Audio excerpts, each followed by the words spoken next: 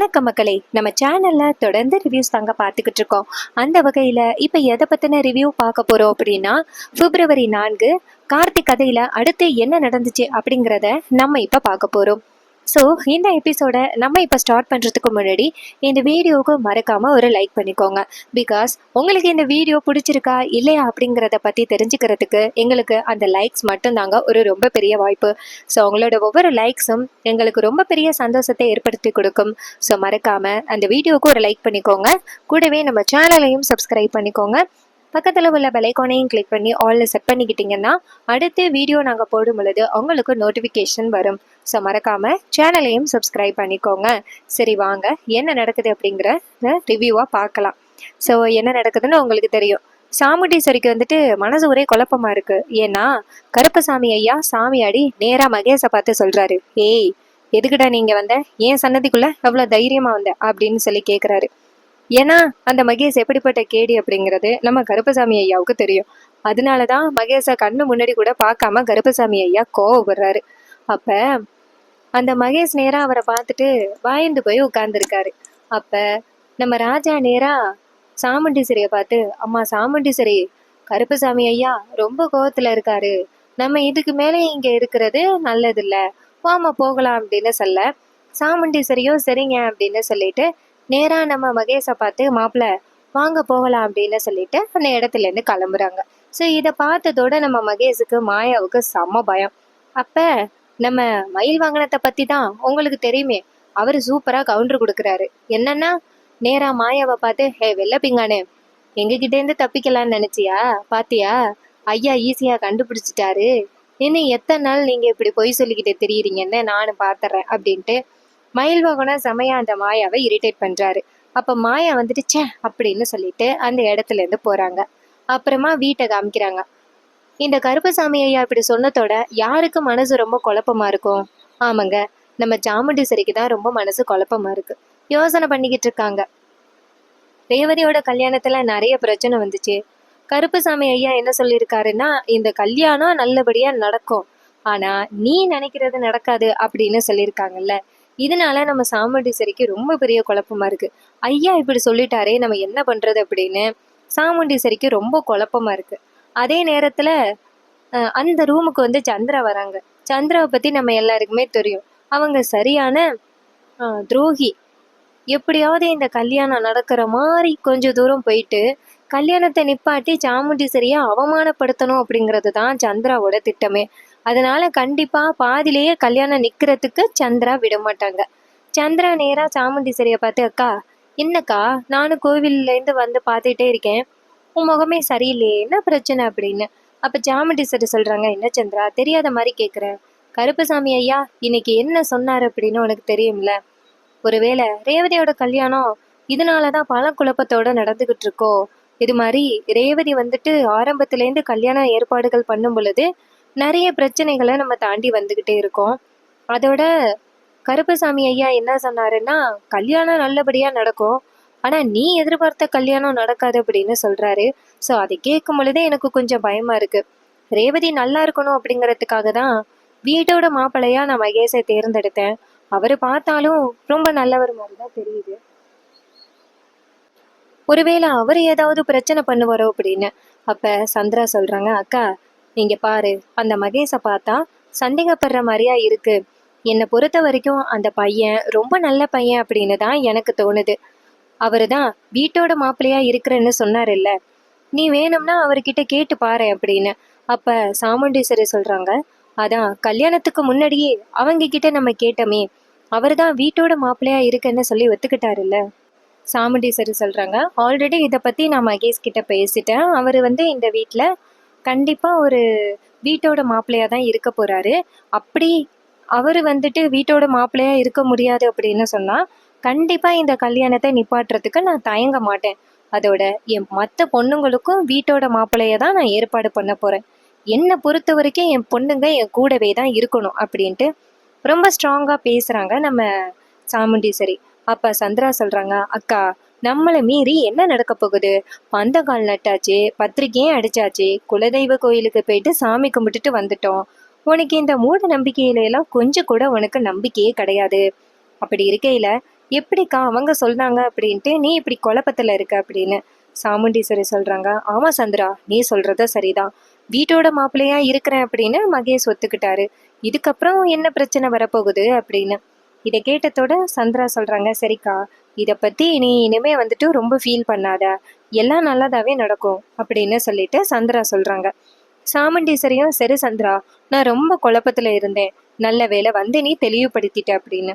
இதை கேட்டதோட சந்திராவும் சரி அப்படின்னு சொல்றாங்க. ஸோ அதுக்கப்புறமா சந்திரா போகும் பொழுது டக்குன்னு நேரா சாமுண்டீஸ்வரிய பார்த்து, அக்கா, இந்த விஷயத்த சொல்லுவேன், ஆனா நீ கண்டிப்பா கோவப்படுவ அப்படின்னு. சாமுண்டீஸ்வரி கேக்குறாங்க, என்னடி சொல்லு அப்படின்னு.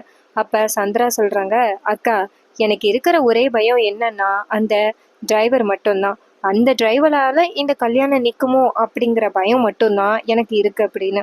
அப்ப சாமுண்டீஸ்வரி சொல்றாங்க, இங்க பாரு, அவன் இந்த வீட்ல ஜஸ்ட் ஒரு டிரைவர் தான். ஸோ அவன் நம்மளை மீறி எதுவும் பண்றதுக்கு வாய்ப்பே கிடையாது. அதனால நீ எதுக்கும் ஃபீல் பண்ணாம பொறுமையா இரு சந்திரா அப்படின்னு. இதை கேட்டதோட சந்திராவும், சரிக்கா, ஏதோ நீ சொல்ற அப்படிங்கிறதுக்காக நான் சரின்னு சொல்றேன், ஆனா என்ன பொறுத்த வரைக்கும் அந்த டிரைவரை நான் நம்பவே மாட்டேன் அப்படின்னு சொல்லிட்டு சந்திரா அந்த இடத்துல இருந்து போறாங்க. அதுக்கப்புறம் நம்ம கார்த்தியையும் மயில் வாகனத்தையும் காமிக்கிறாங்க. ரெண்டு பேரும் நேரா சேர்ந்து பரமேஸ்வரியையும் ராஜமாணிக்கத்தையும் பாக்குறதுக்காக வீட்டுக்கு போறாங்க. அங்க நம்ம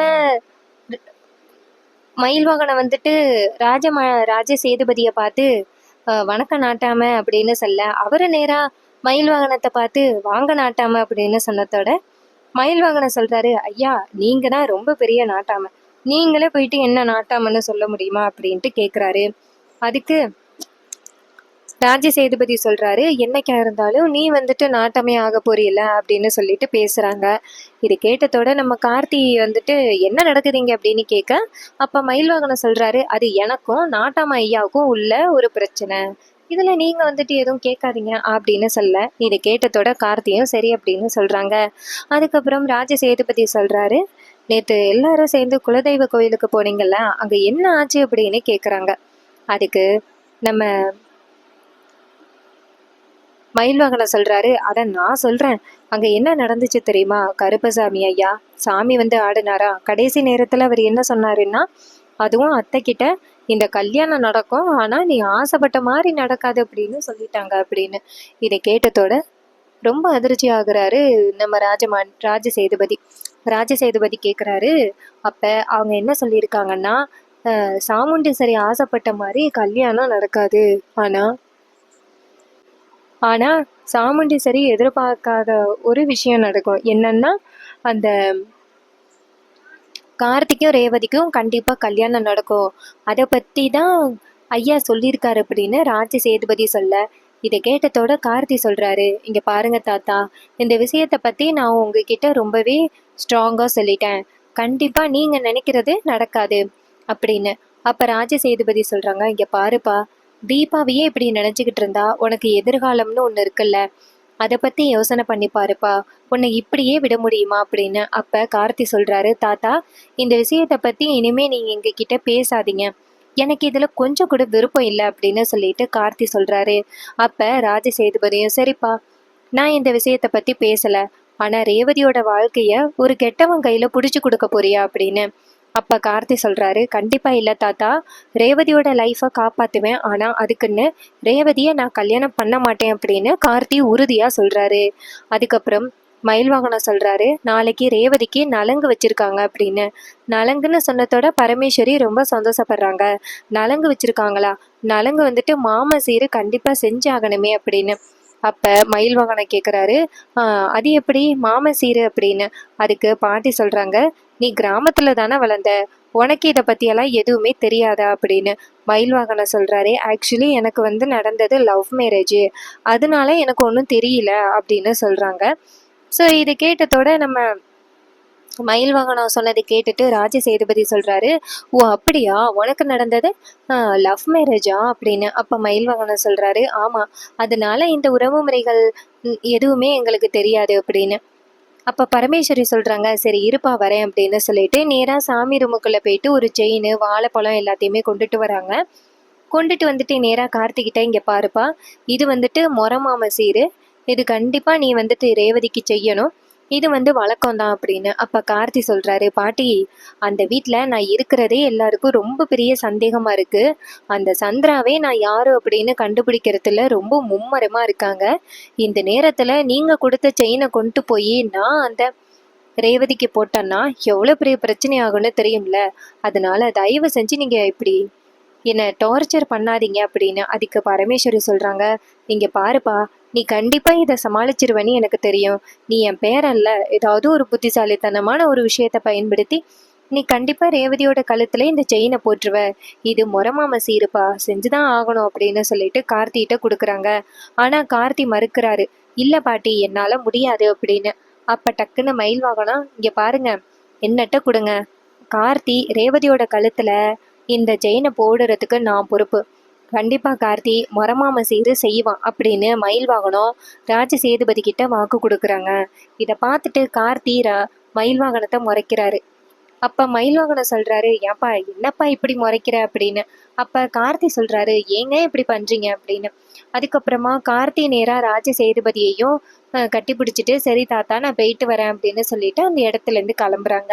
வெளியில வந்ததோட நம்ம கார்த்தி நேரா மயில் வாகனத்தை பார்த்து, ஏங்க இப்படி பண்றீங்க, வீட்டுல எவ்வளவு பிரச்சனை நடந்திருக்கு, இந்த நேரத்துல ஏங்க நீங்க இப்படிப்பட்ட ஒரு ப்ராப்ளத்தை கொண்டு வரீங்க, ஒருவேளை நான் தான் அப்படின்னு தெரிஞ்சிச்சுன்னா எவ்வளவு பெரிய பிரச்சனை ஆகும், ஏன் இப்படி பண்றீங்க அப்படின்னு. அதுக்கு மயில் வாகனம் சொல்றாரு, இங்க பாருப்பா, நீ என் மேல கோவப்படாதப்பா, எனக்கு வேற வழி தெரியல, அதனாலதான் நான் இப்படி பண்ணிட்டேன். நீங்க பாரு, அதோட நீ பொறுமையாயிரு, கண்டிப்பா உனக்கும் ரேவதிக்கும் தான் கல்யாணம் நடக்கும் அப்படின்னு.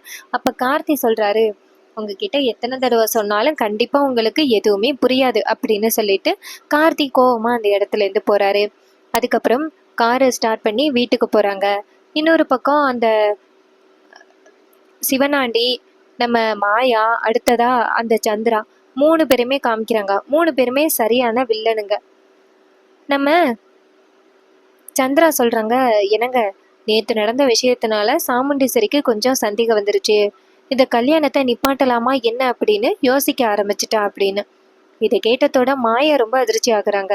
அப்ப மாயா சொல்றாங்க, இது எல்லாத்துக்குமே காரணம் அந்த வீட்டுல உள்ள பெரிய மாப்பிள்ள தான். அவரு தான் மகேஷை கூட்டிட்டு போயிட்டு குடிக்க வச்சுட்டாரு. மகேஷ் குடிச்சதுனாலதான் உண்மையெல்லாம் உளறிட்டான். அதை அப்படியே வீடியோ எடுத்துட்டு வந்துட்டு சாமுண்டீஸ்வரி கிட்ட காமிச்சிட்டாங்க. ஏதோ நம்ம நல்ல நேரம், அதுல வாய்ஸ் ரெக்கார்ட் ஆகல, அப்படி ரெக்கார்ட் ஆகி இருந்துருந்துச்சுன்னா இந்நேரம் இப்படி பேசிருக்கே மாட்டோம். சாமுண்டீஸ்வரி என்னை வீட்டை விட்டு துரத்திருப்பா அப்படின்னு. அதுக்கு சிவனாண்டி சொல்றாரு, கொஞ்சம் உஷாரா இருங்க, நம்ம சைடு பிரச்சனை வந்துச்சுன்னா ப்ராப்ளம் அப்படின்னு. அதுக்கு மாயா சொல்றாங்க, நான் மகேஷை செமையா திட்டிட்டேன், இனிமே அவன் அந்த மாதிரி போயிட மாட்டான் அப்படின்னு. இதை கேட்டதோட சிவனாண்டியும் சரி அப்படின்னு சொல்ல, அப்ப சந்திரா சொல்றாங்க, என்னங்க இந்த கல்யாணம் கண்டிப்பா கட்டாயமா நல்லபடியா நடக்கணும், அப்பதான் நம்மளால சாமுண்டீஸ்வரிய தோற்கடிக்க முடியும் அப்படின்னு.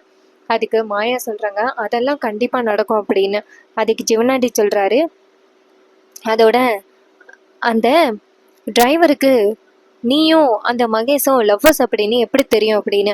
அதுக்கு மாயா சொல்றாங்க, ஏங்க அந்த விஷயத்தை பத்தி உங்ககிட்ட சொல்லலை இல்ல, ஒரு நாள் எனக்கு அன்னோன் நம்பர்லேருந்து ஃபோன் வந்துச்சு, எனக்கும் மகேஷுக்கும் உள்ள தொடர்பு அவங்களுக்கு தெரியும் அப்படின்னு சொல்லிட்டு மிரட்டுனாங்க. நானும் பயந்து போயிட்டு காசு கொண்டு போய் கொடுக்க போனேன்.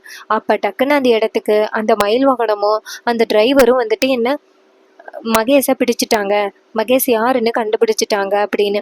இது கேட்டதோட மாயா சொல்றாங்க, அவங்க அப்படி பண்ணுவாங்கன்னு நான் எதிர்பார்க்கல அப்படின்னு. அதுக்கு சிவனாண்டி சொல்றாரு, என்னம்மா இப்படி முட்டாள்தனமா நடந்துக்கிட்டீங்க, கொஞ்சமாவது புத்திசாலித்தனமா நடந்துக்க கூடாதா, நம்ம பக்கம் தப்பு இருக்கு, அதனால நம்ம கொஞ்சம் உஷாரா இருக்கணும் அப்படின்னு.